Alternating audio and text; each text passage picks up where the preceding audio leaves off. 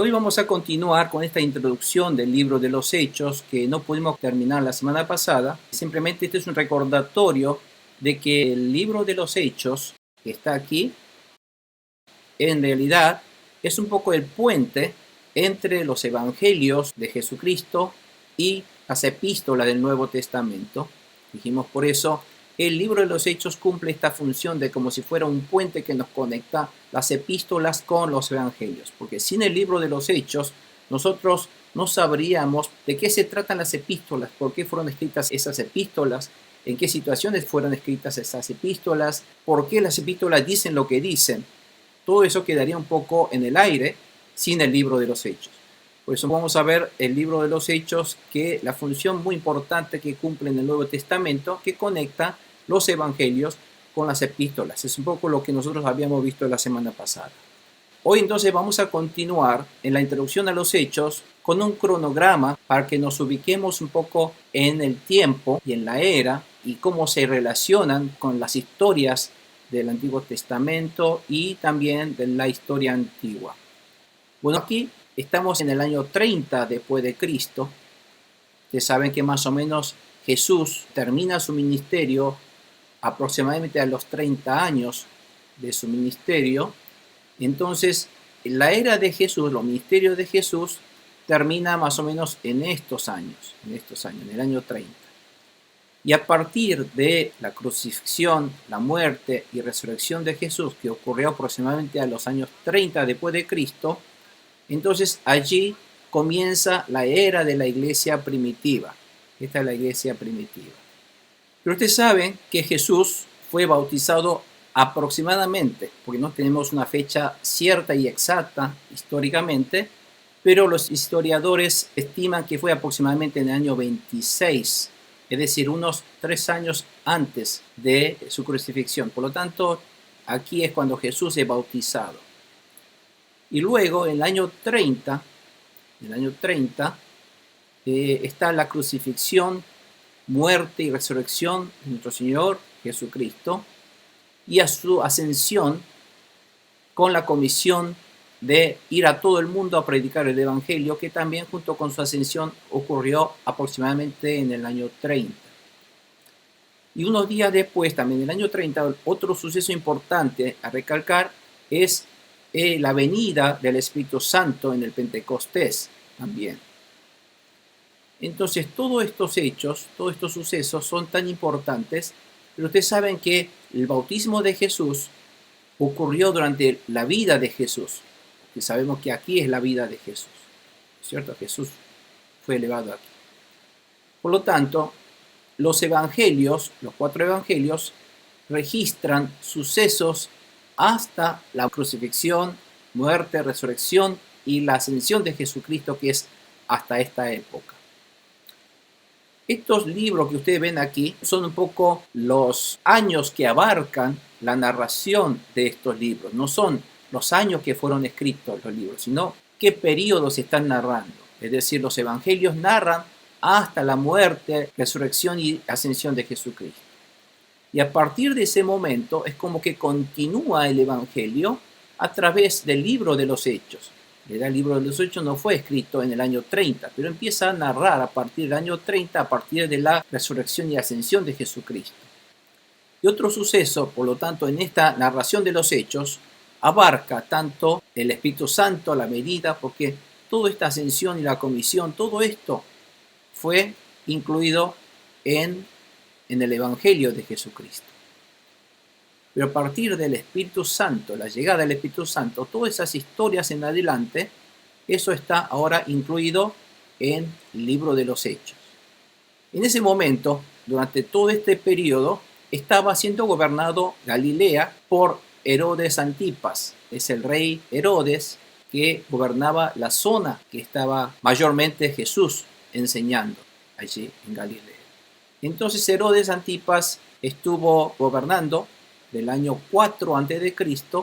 hasta el 39 después de Cristo. Este es el periodo que abarca. Más o menos gráficamente sería esta barra en color naranja que ustedes ven hasta acá. Y durante ese suceso ocurre en el año aproximadamente 32 después de Cristo el martirio de Esteban. que es también narrado en el Hecho de los Apóstoles. Luego, en el año 37, más adelante, un hecho importante que ocurre es la conversión de Pablo. Ustedes saben que Pablo en realidad era un judío ortodoxo. Pablo era un judío de los judíos hasta la sangre. Pablo era fariseo de los fariseos. Él mismo dice, yo fui fariseo de los fariseos. Yo fui educado por el mejor maestro judío, que es Gamaliel. Pablo era el hombre que realmente estaba en contra de todo tipo de herejía que pudiera derrumbar la fe judía, que él pensaba en principio que eso era las enseñanzas de Jesucristo. Porque él pensaba que las enseñanzas de Jesucristo chocaba directamente con las enseñanzas, con las doctrinas del judaísmo.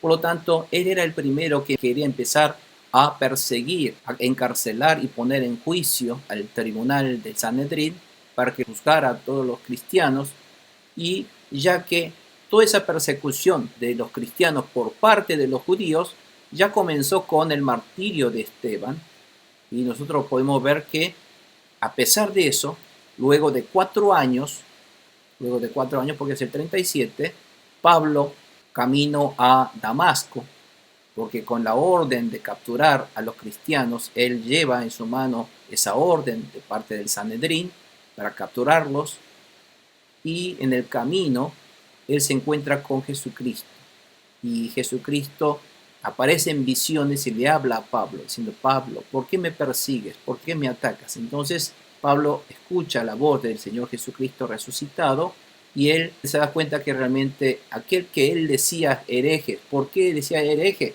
Porque decían que Jesús era Dios. Era el primer punto que ellos no podían aceptar. Para el judaísmo, Dios tiene que ser un espíritu. Dios no puede tener cuerpo. Dios no puede ser visible al ojo humano. Y al decir que Jesucristo era Dios, ellos decían, no, esto es herejía, esto es totalmente un disparate. Entonces ellos querían perseguirlos, y que Él murió, y murió, punto.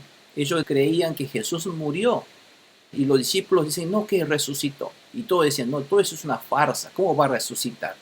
Jesús no puede resucitar, es muerto, porque es un ser humano. Eso es lo que creían ellos. Pero resulta que cuando Pablo se encuentra con Jesucristo, y entonces le dice, ¿por qué me persigues? Y le dice, Señor, ¿quién eres tú? Y le dice, yo soy Jesús, al que tú persigues. Entonces ahí es cuando Pablo se da cuenta que toda su creencia, toda su fe hasta el momento, que era fiel creyente del judaísmo, entonces se desmorona toda esa fe y dice, ay, tenía razón. Así que Jesús tenía razón. Jesús es Dios. Y que el cristianismo entonces en realidad tiene razón. Si Él es Dios y Él resucitó y ahora Él me habla así cara a cara, entonces es verdad. Entonces ahí empieza a cambiar todo su paradigma al cristianismo. Y entonces por esa visión Él se convierte en el apóstol para los gentiles, para llevar el evangelio del cristianismo hacia el mundo gentil. Por eso, luego de ese suceso, el 37, en el año 40, el evangelio entonces es predicado también a los gentiles a través de Pablo y sus colaboradores. En ese momento, entonces, había comenzado el gobierno de Herodes Agripa I. Este es Agripa I, porque había otro Agripa en ese momento, pero este es Herodes Agripa I, que sería uno de los hijos de Herodes Antipas, y entonces él empieza a gobernar pequeños tiempos, 3 años, del 41 al 44. En ese momento gobernó Judea muy corto tiempo. Y en ese momento también sucede, a su término, el martirio del apóstol Santiago. Entonces aquí aparece, si bien el martirio de Esteban fue el primer martirio ocurrido entre los cristianos que fueron perseguidos por los judíos, ahí empieza una sucesión otra vez de matanzas de cristianos, en este caso de Santiago. Santiago aproximadamente en el 44. Y entonces ustedes saben que Pablo, a partir de este momento, empieza a predicar a los gentiles y empieza a expandir, a llevar el evangelio, y comienza un primer viaje. Ese viaje misionero de Pablo, el primer viaje, ocurrió en el 47 al 49, más o menos en este periodo. Es el momento cuando los judíos son expulsados de Roma y después ocurre en ese momento de auge donde hay una tribulación en Roma, con el concilio de Jerusalén aproximadamente en el 49. Es un momento ya empieza a tenderse una nube negra en la vida de los cristianos primitivos, en las primeras iglesias, donde empiezan persecuciones, ataques, y empieza entonces a reunirse en Jerusalén los apóstoles para ver entonces qué hacemos por ese ataque. No tenían dónde vivir, mucha gente será saqueada de sus casas, expulsada de sus casas, y entonces se reunían en lugares secretos. Entonces en ese momento, en ese concilio, muchos cristianos de distintas partes mandan ayudas a Jerusalén. Entonces, eso también aparece narrado en Hechos, que después en su momento vamos a verlo. Y ni bien termina el primer viaje misionero, vuelve a Antioquía y luego enseguida emprende el segundo viaje misionero de Pablo, que es en el 49 al 51. Así que son más o menos, fíjese, en ese momento los viajes no andaban en trenes ni locomotoras, por lo tanto tenía que ir todo a pie. Por eso los viajes duran 3, 4 años, como este momento ven aquí duró 2 años, aquí duró 3 años, y continúa. Y un poco a partir del año 50, donde comienzan las persecuciones, empieza entonces a narrar todas las epístolas. Las epístolas están dirigidas hacia comunidades que están siendo perseguidas, atacadas. Entonces todas esas epístolas para que ellos mantengan esa fe, a pesar de las persecuciones, a pesar de los ataques, por favor sean fieles a la fe del Señor Jesucristo. Por eso las epístolas contienen ese tenor, muchas exhortaciones y muchos consejos de los líderes religiosos. Entonces, las epístolas empiezan a narrar historias a partir de este momento, cuando los ataques en las iglesias pasan a ser cruciales. Bueno, estamos aquí entonces en la era primitiva, continuamos. Vamos a ver la siguiente diapositiva, que es la continuación de este eje de tiempo. Y continúa aquí, tal que el libro de los Hechos narra un poco más allá del año 60 después de Cristo. Es aquí. Y sabemos que las epístolas de Pablo fueron escritas en un periodo tal que Pablo es martirizado aquí. Antes de su martirio, él termina su epístola. Muchas de las epístolas fueron escritas encarcelados en un arresto domiciliario en Roma. Sabemos que las epístolas generales continúan escribiendo todos estos periodos, acerca de todos estos periodos de persecución y ataques a los cristianos. Estamos todavía en la era de la iglesia primitiva, cerca del año 80, y vamos a ver qué ocurre en esos momentos. Y más o menos aquí comienza, a mediados del 50, del 52, Félix pasa a ser gobernador de Judea. Félix no era un judío, Félix era un romano. El gobierno de Roma, Julio César manda directamente un general romano para gobernar las tierras de Judea, que estaban en medio de tumultos, ya que había todo este tipo de inestabilidades, luchas, disputas religiosas. Por lo tanto, en el año 52 al 57 fue gobernado por Félix. En el momento en el cual Pablo emprende su tercer viaje misionero, un poco más lejos va ahora, por eso tarda más tiempo, fíjense, tarda unos 4 años, 5 años ahora esta vez. Entonces, y cuando termina, él regresa a Jerusalén. Cuando regresa, lo apresan a Pablo. Ya los judíos en Jerusalén estaban preparados para atrapar a Pablo. Si ni bien llegue este Pablo, lo vamos a atrapar y lo vamos a arrestar. Bueno, apenas llega, lo arrestan y lo ponen ante el gobierno, en ese momento representante de Roma en Judea. Por eso quieren ellos entonces juzgar a Pablo en Jerusalén. Se para enfrente del Sanedrín y lo que Pablo hace en realidad es predicar a los judíos del Sanedrín el evangelio de Cristo, que ellos no creen y lo quieren apedrear y lo quieren ejecutar. Él dice, no, yo soy ciudadano romano. Por eso él dice, ustedes no tienen derecho a juzgarme porque yo soy un ciudadano romano. Tal es así que entonces deciden a enviar a Pablo a Roma para que sea juzgado por la corte romana, ya que Pablo era un ciudadano romano. Entonces, todo ese viaje de Pablo hacia Roma no se hace rápido. Fíjense que demoró unos años porque hubo una tempestad y demás, pero resulta que cuando llega a Roma, entra en un periodo de un arresto domiciliario. No le da una sentencia de muerte. Entonces, este arresto domiciliario que duró fíjese, casi 5 años, Pablo entonces aprovecha para escribir muchas de las epístolas que manda a las iglesias, del Éfeso, de los Corintios, de los tesalonicenses, todo eso lo escribe allí. Aquí está diciendo que Pablo naufraga porque este viaje que duró muchos años hasta llegar a Roma, Pablo naufraga en el año 59 y luego escucha la noticia de que Santiago también, Santiago es el hermano de Jesús ahora, y Santiago también es martiriado. Escucha esa noticia. Y en el año del cual 62 Pablo entonces es también liberado del arresto domiciliario en Roma, pero esa liberación no duró mucho. ¿Por qué? Porque las hostilidades hacia los cristianos seguían todavía reinando en Roma.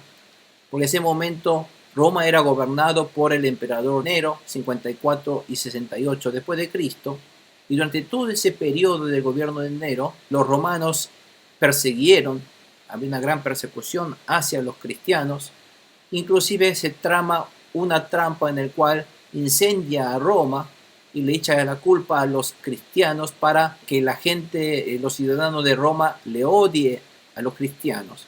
Ahí empiezan entonces las persecuciones. Ahí es como ustedes ven en las películas, llevan a los cristianos al pozo de los leones, son sacrificados por los gladiadores, en fin, todo ese tipo de ataques.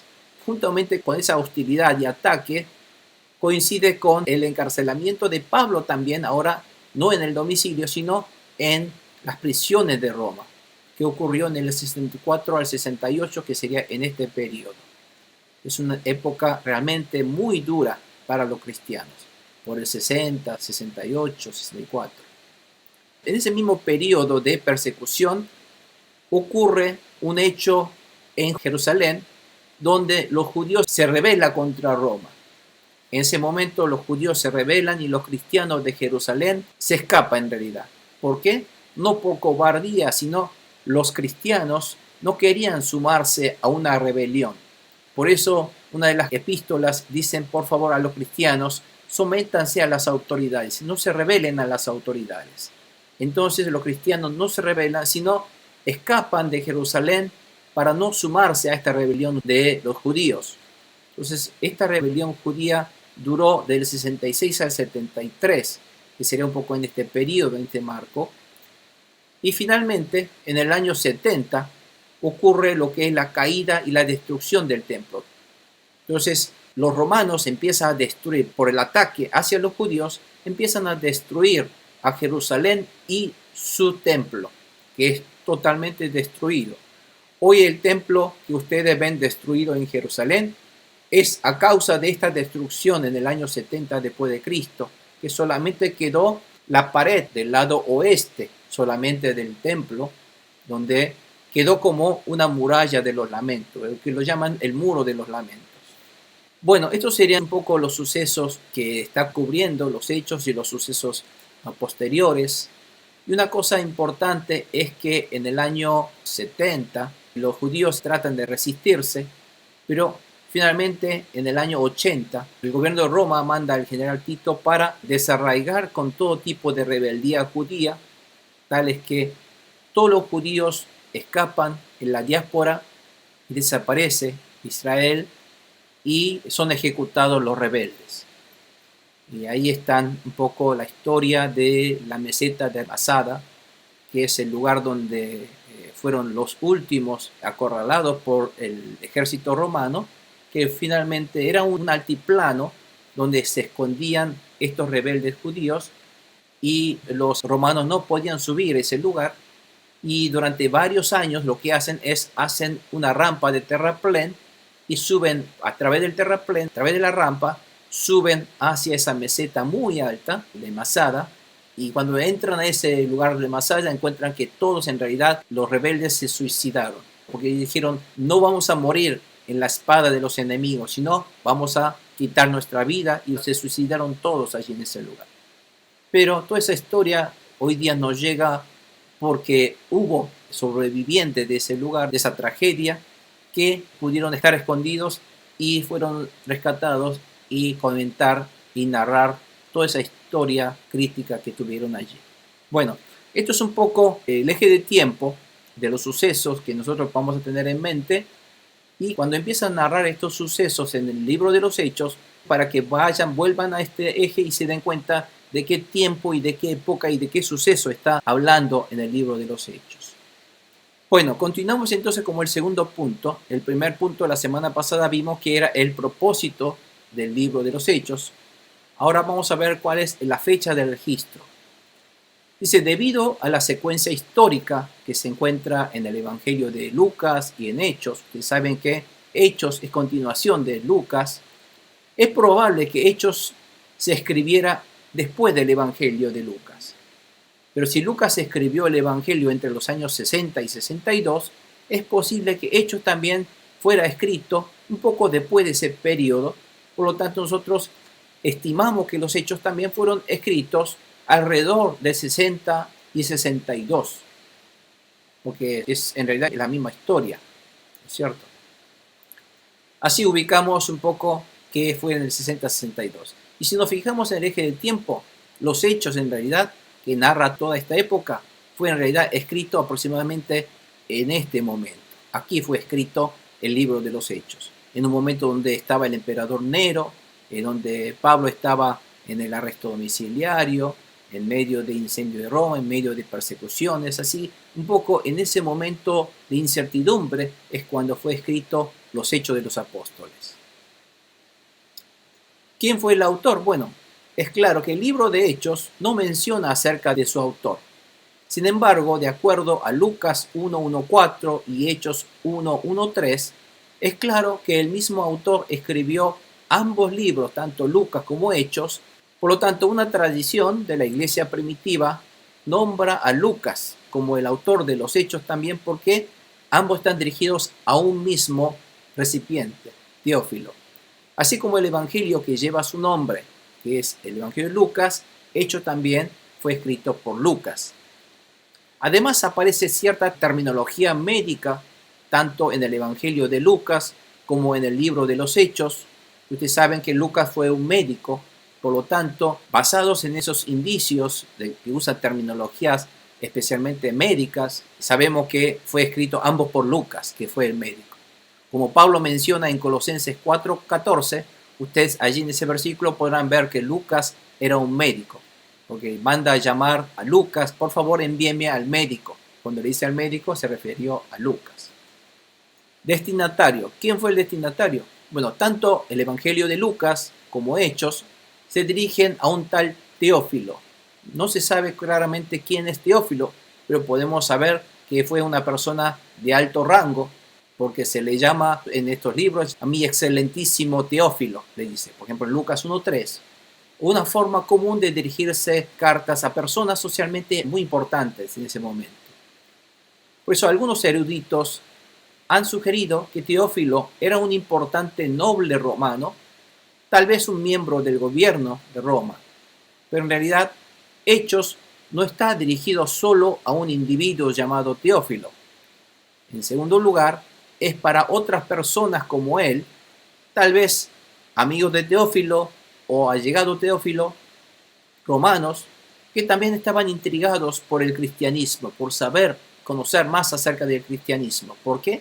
Porque en ese momento ustedes se acuerdan que hubo un general romano, saben que el primer general romano, el primer centurión romano, fue el primer romano converso que creyó en Jesucristo y que toda su familia fueron bautizados creyendo en Jesucristo. Por eso, tal vez a través de su influencia, su noticia, muchos romanos de alto rango también estaban interesados en conocer acerca del cristianismo.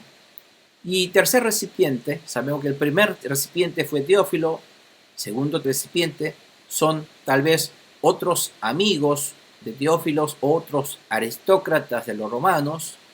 Y en tercer lugar, también este mensaje es para todos los creyentes cristianos, tanto judíos como gentiles de esa época, y también hasta hoy día a nosotros también. Ese serían los recipientes. Vamos a ver un poco el sinopsis, cómo es la estructura. Creo que yo les pedí que por favor leyeran el libro de los Hechos, que si pudieran trataran de sintetizar, hacer un sinopsis de cada capítulo, de qué se trataba. Podemos hablar de que la primera parte, hasta el versículo 11, narra acerca de la obra que Jesús continúa con los apóstoles. Así que Jesús no murió, que su obra no terminó, sino que esa obra del Evangelio de Jesús continúa a través de sus discípulos, que son los apóstoles. Y después, a partir del versículo 12 del 1 hasta el 8.3, empieza a narrar acerca de la misión de los cristianos en Jerusalén, en tratar de dar a conocer a los judíos de Jerusalén que Cristo no murió, sino resucitó, que Él es el Hijo de Dios, y en realidad Él es el Mesías que Dios prometió durante todo ese tiempo del periodo antiguo, que Él es el que debíamos nosotros esperar, que es realmente el Dios, el Hijo de Dios, que vino a quitar nuestro pecado, a perdonar nuestros pecados, a librarnos de la muerte eterna. Bueno, ese mensaje es llevado primeramente por Pedro. En su primer sermón, ustedes ven estos capítulos, él empieza a dar un sermón, ¿no? Un mensaje a los judíos. En ese momento nosotros vamos a ver que ese sermón de Pedro empieza a hacer mucha referencia a las escrituras antiguas de los judíos, a la Torá. Y lo mismo ocurre también con otro de ellos, que es el diácono Esteban. Saben que Esteban también era un hombre que estaba lleno del Espíritu Santo y conocía el Evangelio de Jesucristo y amaba a Jesucristo. Por lo tanto, él sale a predicar ese Evangelio de Jesucristo a los judíos en ese momento, tal que así que los maestros de la ley se enojan y empiezan a apedrearle a Esteban, diciéndole que es un hereje. Por lo tanto, Esteban muere aquí apedreado. Es el primer mártir que entrega su vida por predicar el Evangelio de Jesucristo. Luego, a partir del versículo 4 del capítulo 8, comienza entonces, debido a esa persecución, empiezan un poco a escaparse a distintos lugares. Ya no predican en Jerusalén, que es el centro del judaísmo, sino a sus alrededores. Jerusalén no lo reciben, lo apedrean. Entonces salen un poco a dónde? Jerusalén y Judea y Samaria. Judea, ustedes saben que es al sur de Jerusalén, Samaria es al norte de Jerusalén. Por eso un poco cumple lo que Jesucristo dijo. Dice, si ustedes reciben el bautismo del Espíritu Santo, seréis mis testigos tanto en Jerusalén, en Judea, en Samaria, en toda Judea, Samaria, ¿en dónde? Y en los confines del mundo. Entonces, tal como dijo nuestro Señor Jesucristo, ese evangelio empieza a salir de Jerusalén, a esparcirse por Judea, Samaria y hacia el mundo, hacia los confines, a través de la salida del evangelio a través de Pablo hacia los gentiles. En ese momento también estaban los discípulos como Felipe, narra un poco unos versículos del capítulo 8, cómo Felipe sale a predicar en estas tierras de Samaria. También narra la conversión de Saúl, que en realidad es Pablo, ¿no? El capítulo 9. Y luego también narra otra vez el misterio de Pedro, cuando continúa a predicar al centurión, ¿cierto? Cuando el Espíritu Santo de Dios le manda a Pedro a predicar al general romano. Y a partir del capítulo 11 en adelante, ahí empieza la misión hasta los confines de la tierra, sería a los gentiles a través de Pablo y sus colaboradores. Uno de los colaboradores fue Bernabé, que fue el amigo de Pablo. El ministerio de Bernabé comienza y es concluido el ministerio Pedro. Pedro ahí termina su ministerio, ahí luego Pedro es encarcelado. Y la muerte de Herodes Agripa I, y van a ver después qué impacto tiene esta muerte, porque él gobernó solamente, ¿se acuerda? Por 3 años nada más, por 2-3 años. El ministerio de Pablo y Bernabé, juntos como colaboradores, salen a viajar juntos, y ahí comienza el primer viaje misionero, que narra hasta el capítulo 14. Y luego viene el concilio de Jerusalén. Le decían que en Jerusalén ya había mucha persecución por los romanos, y había mucha escasez. Entonces ahí se reúnen a ver qué hacer entonces con los gentiles, porque ahí el problema, uno de los temas principales del concilio de Jerusalén fue qué hacer con los gentiles, porque hasta ahora ellos creían que el cristianismo era para los judíos, pero resulta que encuentra que los gentiles también reciben el evangelio, y porque hasta ahora sabían que Dios era solamente de los judíos, pero ahora se dan cuenta que también es Dios de los gentiles también. pues lleva el Evangelio y los gentiles reciben sanidad, reciben liberación, reciben milagros, reciben el Espíritu Santo. Entonces, al ver todas esas obras también, ellos empiezan a decir, bueno, hermanos, ¿qué pasa acá? Dios no solamente es Dios de Israel, Dios de todo el mundo. Bueno, entonces, ¿cómo hacer con estos gentiles? Tenemos que obligarlos a circuncidar o no hay que circuncidar. Bueno, finalmente deciden, no importa, la circuncisión es en el corazón y no físico. Bueno, todo ese tipo de decisiones lo toman los líderes de Jerusalén, los líderes cristianos en ese momento, que son los apóstoles de Jerusalén. El ministerio de Pablo y Silas luego comienza un segundo viaje misionero y Pablo ahora lleva a Silas en lugar de Bernabé. Y comienza el ministerio de Pablo a través del tercer viaje misionero también. Y luego del tercer viaje misionero, Pablo regresa a Jerusalén, como les decía, es capturado en Jerusalén, y luego Pablo es llevado hacia Cesarea para ser juzgado, pero resulta que dicen, bueno, lo tenemos que juzgar en Roma. Por eso lo llevan a juzgar a Roma. Y como conclusión, el evangelio predicado en todo el mundo a través de los mensajes de Pablo, y termina con esto el libro de los Hechos. Pero continúa también muchas epístolas, la historia de cómo estos mensajes fueron llevados a distintas partes de los gentiles. La epístola a los romanos, la epístola a los corintios, la epístola a los tesalonicenses, todos esos son lugares ajenos a Israel. Son mensajes que llevan hacia el mundo gentil. Bueno, ¿cuáles son los temas centrales del libro de los Hechos? El primer tema central es la comisión a los discípulos. Es decir, la misión de Jesús continúa, es que no terminó con la muerte de Jesús, sino continúa a través de los actos de sus discípulos. Jesús envió a sus discípulos para que fueran sus testigos en Jerusalén, en toda Judea, en Samaria y hasta los confines de la tierra. Esa obra del Evangelio de Jesucristo ahora es llevado por los discípulos, que son movidos por el Espíritu Santo de Dios. Por lo tanto, es importante aquí, recalcamos, es el registro acerca de la venida del Espíritu Santo. Cuando Jesús envió a sus discípulos a proclamar el Evangelio, prometió enviarles al Espíritu Santo.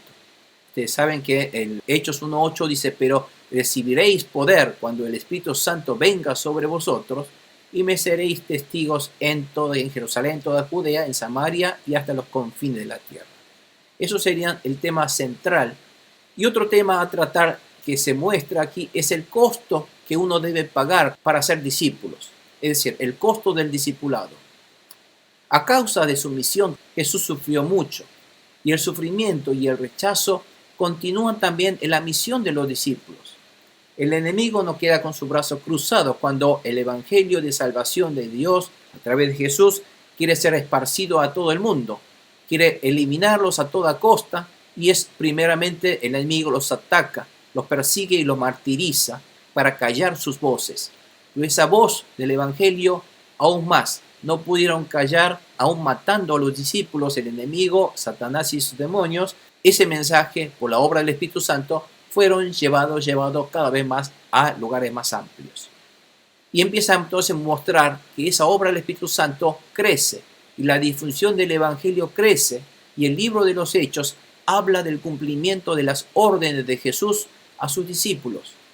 Predicaron el evangelio en todo el mundo conocido, lo cual las iglesias se van plantando en distintos lugares, más y más iglesias, y el número de adeptos empieza a crecer mucho más, hasta llega a crecer iglesias en Roma. El liderazgo de la iglesia. El liderazgo de la iglesia fue vital durante los primeros años de formación de la iglesia, es decir, los líderes de la iglesia. Aunque hay muchos líderes importantes en ese momento, estaban Esteban, Santiago, Bernabé, Silas y mucho más. Todos estos eran hombres del Espíritu Santo que estaban liderando, llevando el evangelio, enseñando a cristianos conversos recientemente, a nuevos conversos. Bueno, el libro de Hechos se centra en dos líderes principales. Si bien hubo todos estos dos líderes principales es Pedro y Pablo. Pedro, que apareció como el líder natural de los apóstoles, entra en escena primero y domina el libro desde el principio. Sorprendentemente, la atención se centra en Pablo en Paul, y su historia continúa mucho más tiempo a través de Pablo. Sin embargo, el libro de los Hechos hace afirmaciones paralelas sobre ambos apóstoles que los sitúan en pie de igualdad. Además, estos paralelos muestran que Pablo, aunque no era apóstol cuando Jesús estuvo en la tierra, pero llegó a ser apóstol igual que Pedro. ¿Por qué? Él, si bien no se encontró con Jesús en persona, no recibió órdenes de apostolado directamente de Jesús cuando él estuvo en la tierra, sino a través del Jesús resucitado, a través de su espíritu, Pablo también se encontró directamente, recibió esa misión apostólica directamente también de Jesús. Por eso aquí demuestra que tanto Pablo y Pedro son apóstoles de Jesucristo. Los versículos claves a tener en cuenta serían los Hechos 1:8 que acabamos de leer, que ahí está la promesa de Jesucristo a sus discípulos. Pero cuando venga el Espíritu Santo sobre ustedes, recibiréis poder y serán mis testigos tanto en Jerusalén como en toda Judea, Samaria y hasta los confines de la tierra. Ustedes saben entonces aquí la función del Espíritu Santo, cuál es el objetivo por el cual Dios Jesús envía el Espíritu Santo. ¿Para qué? Para que recibamos poder y para que seamos testigos de Jesús en todo el mundo. Por lo tanto, estas palabras de ser testigo de Jesús y recibir poder son lo que todo cristiano hoy día debe tener. Muchos hoy día carecen de poder. Muchos hoy día no se hacen testigos. Se casan, van a la iglesia y tratan de ahí de recibir mensajes y nada más. Bueno, no. El hombre del Espíritu Santo tiene que salir a testificar a Jesús y recibir poder y demostrar con ese poder de que el nombre de Jesús vive, Jesús reina, Cristo vive, y todo eso tiene que salir a demostrar. Y ese es el verdadero cristiano hoy día. Y todo eso nos muestra el libro de los Hechos, cómo debe ser un verdadero cristiano y cuál es nuestro deber y nuestra tarea. Y el versículo de Hechos 26-29, que sería un poco la respuesta de Pablo ante el rey Agripa II. Sea por poco o por mucho, le replicó Pablo, le pido a Dios que no solo usted, sino también todos los que me están escuchando hoy lleguen a ser como yo. Pablo dice, espero que todos ustedes sean como yo, aunque sin estas cadenas. Es decir, no como yo con cadenas, sino como yo como cristiano. Esta es la palabra, porque ahí está el deseo y el anhelo de Pablo de querer evangelizar a todo el mundo con quien se encuentra. Predicar a Jesucristo, para que todos crean en Jesucristo. Estos son un poco los mapas de los viajes de Pablo. Este es el primer viaje de Pablo. Él primeramente estaba aquí en Antioquía. Es la Antioquía de Siria. Él había entonces viajado hasta Salamina, va a Chipre, cruza el Mediterráneo, llega a Atalia, luego entra a Pisidia, a Galacia, Iconio, Listra, Derbe, y de Derbe regresa otra vez todo el camino y esta vez no pasa por Chipre, sino directamente llega a Antioquía. Este fue su primer viaje, que duró 2 años. Y el segundo viaje también sale de Antioquía, porque esta fue su primera iglesia establecida por Pablo, y sale de aquí, por este lado, pasa a Derbe, todos esos lugares donde él había visitado, había sembrado el evangelio, pero ahora de aquí, de Troas, recibe orden del Espíritu Santo de Jesús, donde lo obliga a él a cruzar hacia el lado de Filipo, y entonces él, llevado por el Espíritu Santo, empieza a predicar el evangelio en toda esa zona de Grecia, llega hasta Atenas, que era el centro de ese momento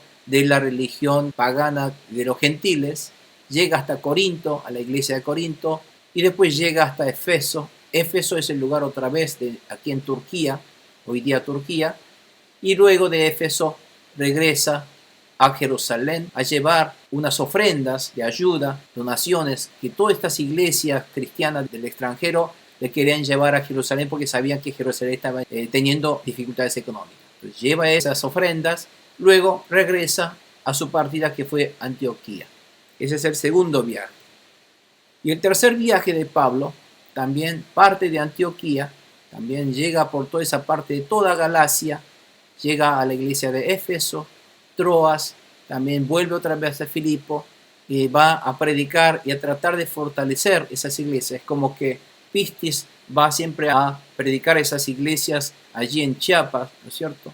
Bueno, después de eso regresa, esta vez con Sila, llega por todas estas islas, navega en este lugar para poder llegar más rápidamente del regreso, lo hace por mar, por barco, y para un poco en Pátara, luego viene a Tiro y llega también a Jerusalén, un poco para reportar a los líderes su viaje, pero en donde realmente en el fin del tercer viaje él es capturado por los judíos ortodoxos. Agarraron a Pablo diciendo: Pablo, tú eres un traidor, porque nosotros te habíamos dado poder para que captures a los cristianos, pero tú te convertiste en cristiano, traidor. Entonces ahí lo agarra Pablo y quiere enjuiciarlo. Ese fue el tercer viaje. El cuarto viaje ya ahí lo lleva a Pablo para Roma a ser juzgado.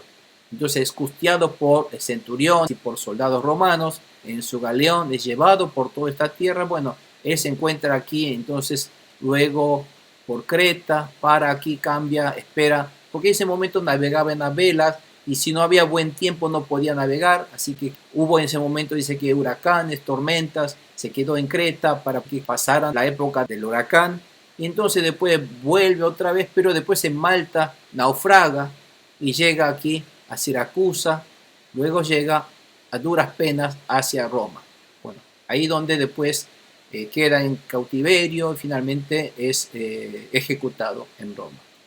Bueno, después nosotros en cada momento vamos a volver a estos mapas y vamos a ver más en detalle el evangelio que hay en el libro de los Hechos. En el libro de los Hechos encontramos una presentación básica del evangelio. No es la única presentación del evangelio, pero es un mensaje que atrajo a judíos y gentiles.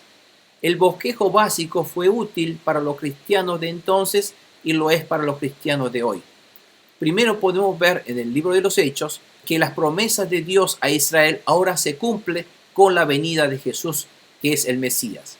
En todos estos versículos que son predicas de los apóstoles, Pedro, Pablo y Esteban, están diciendo que Jesús es el Mesías.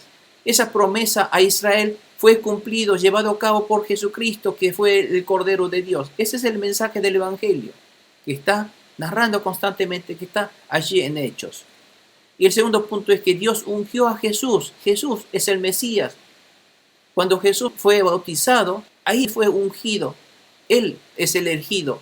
Y ahí es cuando recibió el Espíritu Santo de Dios. Todo eso es narrado por los apóstoles. El apóstol Pablo. En tercer punto, Jesús comenzó su ministerio en Galilea después de su bautismo. Y su ministerio mostró el poder de Dios con palabras y acciones. Y eso es lo que está mostrando, que Jesús es el Mesías. Y que Jesús, el Mesías, sufrió y murió en la cruz según el propio plan de Dios, ¿se acuerdan? Porque esa muerte, crucifixión de Jesucristo es el hecho verídico de todos esos mensajes de la Torá que nosotros aprendimos en el tabernáculo, los sacrificios, la ovejita, el corderito, todo ese sacrificio y la matanza se refería a este hecho de Jesucristo y su muerte en la cruz y su resurrección. No solamente Jesús fue crucificado, sino Dios resucitó a Jesús de entre los muertos. Está diciendo, por eso los discípulos salieron a decir, a predicar que Jesús resucitó, Jesús vive. Jesús no simplemente murió, Él es Dios. Por eso, si Él resucitó, es Dios. Jesús se apareció a sus discípulos. Eso es lo que está predicando como testigo los discípulos. Y que Dios exaltó a Jesús y le dio el nombre del Señor. Él es el Señor de todos, es el dueño de todos. El Señor en realidad se refiere a Adonai. Adonai se refiere que es Dios. La palabra Señor no es el Señor de nosotros. Decimos, bueno, Señor fulano, Señor mengano, no. La palabra Señor del cual habla aquí se refiere a Adonai. Adonai, los israelitas llamaban Adonai a Dios. Está diciendo, Jesús es Dios. Eso es lo que está diciendo. Además, Dios envió al Espíritu Santo para crear una nueva comunidad, que es la iglesia del Espíritu Santo. Es lo que está narrando aquí en los Hechos. Y Jesús regresará un día para juzgar a todas las personas y hacer nuevas a todas las cosas. Él también es parte del Evangelio, que es el futuro del cristiano.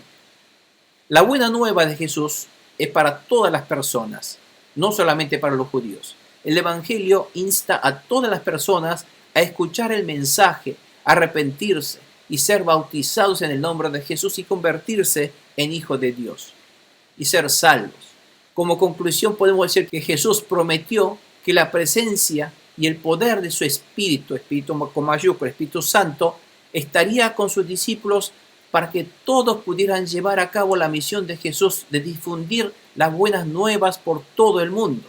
Estaré con ustedes para siempre hasta el fin del mundo. Esa promesa se está cumpliendo y está demostrado aquí en los Hechos. Aunque proclamar el Evangelio puede ser peligroso, hay persecuciones, puede uno perder vida, el Espíritu Santo está presente para consolarnos y guiarnos y demostrarnos cómo su obra continúa a través de nuestra vida. La historia de Hechos muestra la fidelidad de Jesús a las promesas que hizo a sus discípulos. El libro de los Hechos desafía a los creyentes a permanecer fieles a los mandamientos de Jesús.